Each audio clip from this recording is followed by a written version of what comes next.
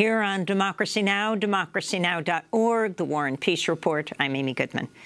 This week, Johns Hopkins University in Baltimore, Maryland, announced plans to name a new research building after Henrietta Lacks, a former patient at the university hospital, who's become known for her immortal cells. Henrietta Lacks was an African-American woman. She permanently changed modern medicine nearly 70 years ago when it was discovered her cells could live forever.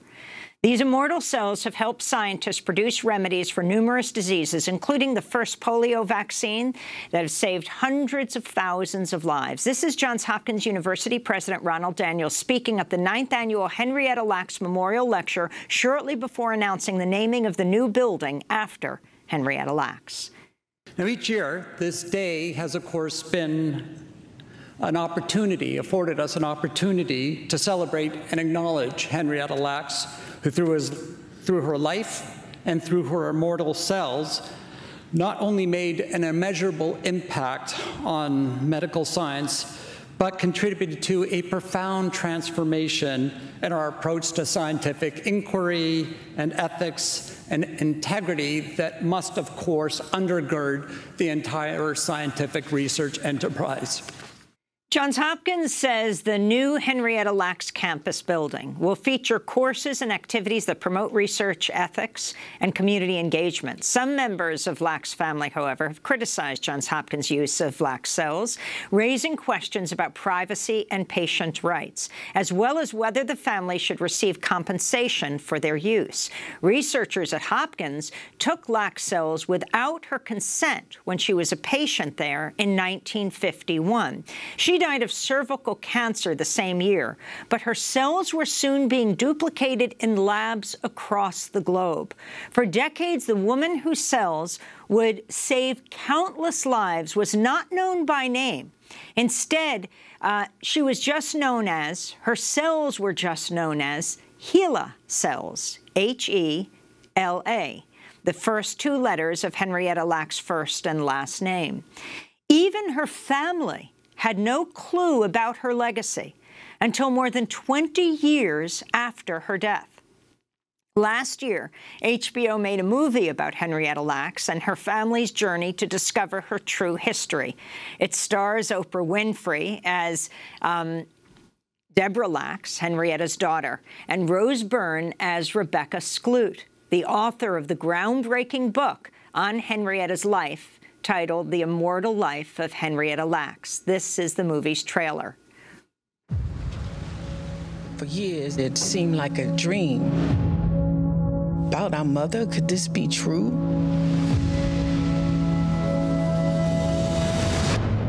What you don't understand is, we didn't know nothing about nothing. Scientists had been trying to get cells to grow outside of the human body, but they would always die. Until Henrietta's cells came along. I want to write a book about your mother. Go HeLa, go HeLa. That's my mother. Hope I don't regret this. Everyone's saying Henrietta Lacks donated themselves. She didn't donate nothing. They took them and didn't ask. The hospital is guilty, and somebody's going to pay. God wanna have a disease cure, he provide one for himself. I don't know, Rebecca. I'm not doing anything behind your back. Henrietta helped develop the AIDS cocktail, chemotherapy treatments.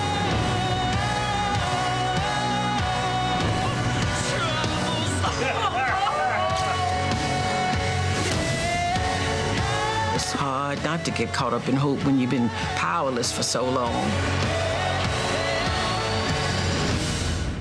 I know I'm a part of you, and you're a part of me. That was the trailer for the movie The Immortal Life of Henrietta Lacks. I watched it last night after midnight on the train up from Washington, D.C. An astonishing film. We're joined now by two guests. In Berkeley, California, Rebecca Skloot joins us, the author of the best-selling book on which that film was made, The Immortal Life of Henrietta Lacks. And in Baltimore, Maryland, we're joined by Jerry Lacks-Wye, the granddaughter of Henrietta Lacks. We welcome you both to Democracy Now!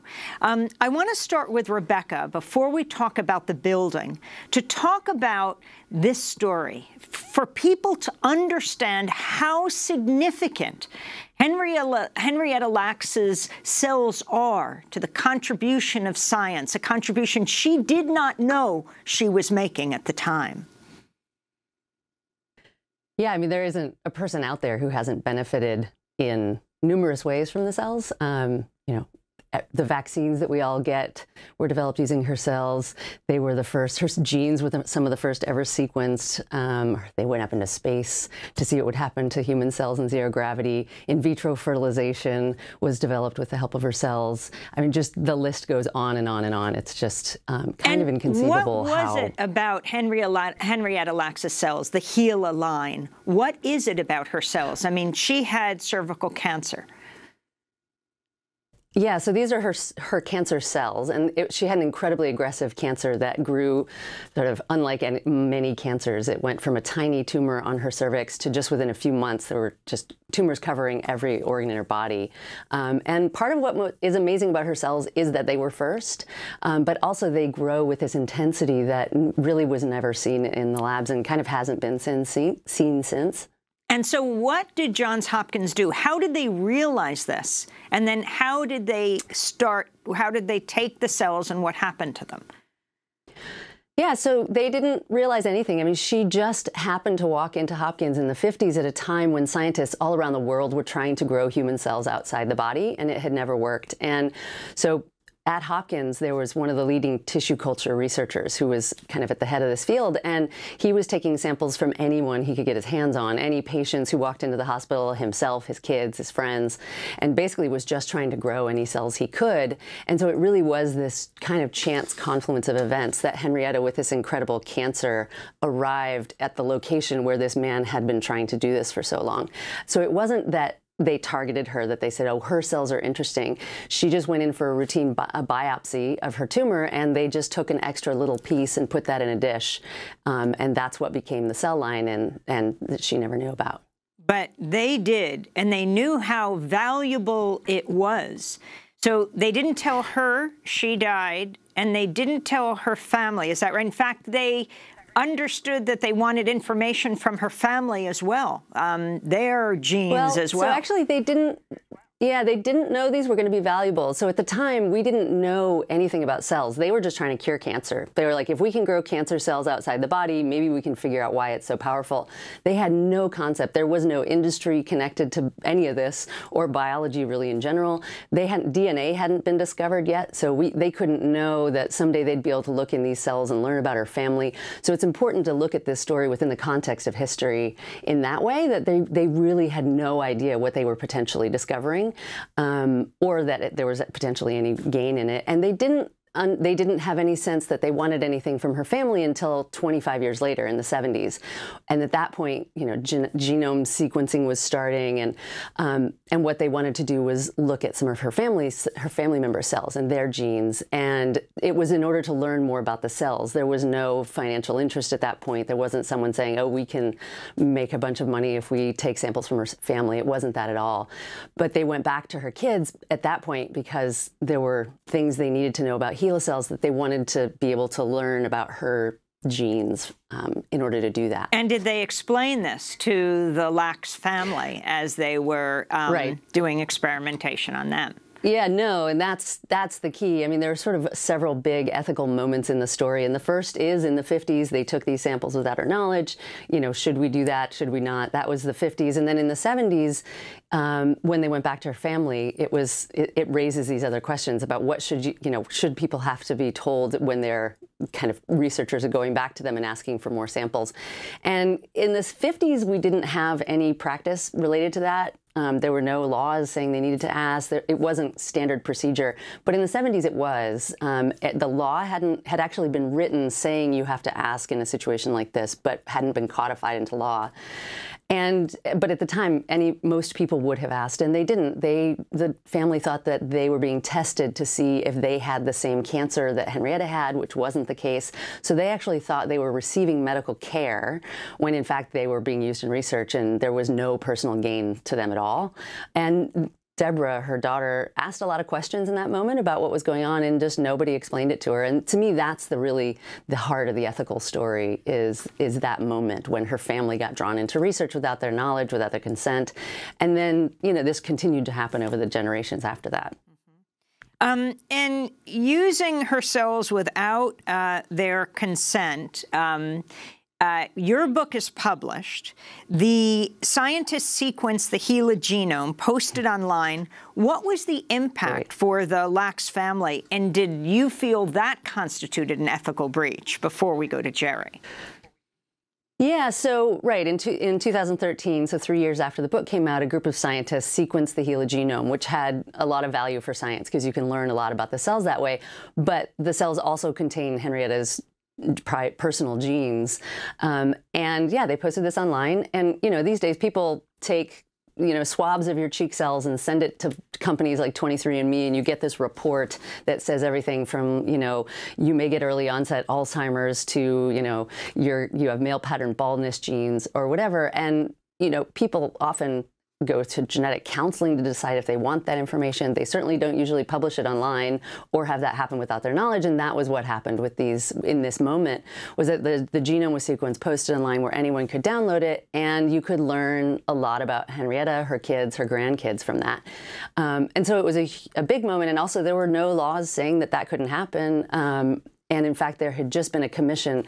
Obama had just had his bioethics commission look at the question of whether we were in danger, sort of the way that the regulations were now, of this being able to happen to people. And it was just a couple months later it happened to the Lacks family, which is sort of what happens with bioethical questions. If it's going to apply to you or to me or anyone watching this show related to your cells, your genes, privacy, it's probably going to happen to them first. So and that's one of the things that the family in that moment, once they found out it had happened, they said, okay, this is enough. We want to be part of this. From here on out, we don't want future generations to have this happen to them again. And sort of long story short, they ended up taking the sequence offline, and the NIH ended up creating essentially a committee with a few members of the Lacks family and some scientists, where now if you want to do research using the genome of the HeLa cells, not the cells themselves, just the genes, you have to put in an application, and it's actually reviewed by a few members of the Lacks family to see if they feel like it's warranted. So I want to bring Jerry Lacks-Y into this discussion, the granddaughter of Henrietta Lacks. Henrietta Lacks, known around the world. Her contributions to medicine are immeasurable, but not known as Henrietta Lacks, known as HeLa and the HeLa cells taken from her name. Jerry, when did you understand what happened to your grandmother's cells? It was when the book actually came out. That's when I found out a lot of information about my grandmother, about her tremendous contributions to science. We knew when we were growing up that she helped with the polio vaccine. We knew that she died from cancer, but we just didn't know what type of cancer she died from. So when the book came out, it gave us so much information that we didn't know, that our parents didn't know. So it was like a generational thing where one generation didn't know, so they couldn't tell the next generation. So now the grandchildren know, Henrietta's children know, so we make sure that our children know so it can carry on, so they can carry the legacy and bring awareness to Henrietta's tremendous and huge contributions to science. Now, you were involved in the decision of Johns Hopkins to name the building after your grandmother, Henrietta Lacks. Can you talk about the evolving relationship between you, the family, and Johns Hopkins? Well, we had a discussion last year about naming a building after Henrietta Lacks. You know, some family members agreed and some family members didn't agree about naming a building, and that's expected. We have a large family. A lot of people are opinionated, so we was grateful that they actually moved forward with naming the building, and it was just amazing because I know at one point last year when we was talking about, you know, what we wanted Johns Hopkins to do to honor our grandmother, one of the family members said, okay, well, maybe they should name a wing after Henrietta Lacks, or maybe they should put a bench near Johns Hopkins with her name, or name a Henrietta Lacks reading room inside of Johns Hopkins. But when they came to us and said, okay, well, we're going to name a building, an entire building after your grandmother, you know, we was excited and grateful that actually Johns Hopkins is honoring our grandmother in such a fulfilling and tremendous way. Now, you and 2 other family members serve on a panel at the National Institutes of Health to approve who gets to use the HeLa cells in their research. Jerry Lacks, why? Yes, it is. It's 2 family members. Well, actually 3. In the beginning, it was just 2, but then they added another family member to serve on the committee.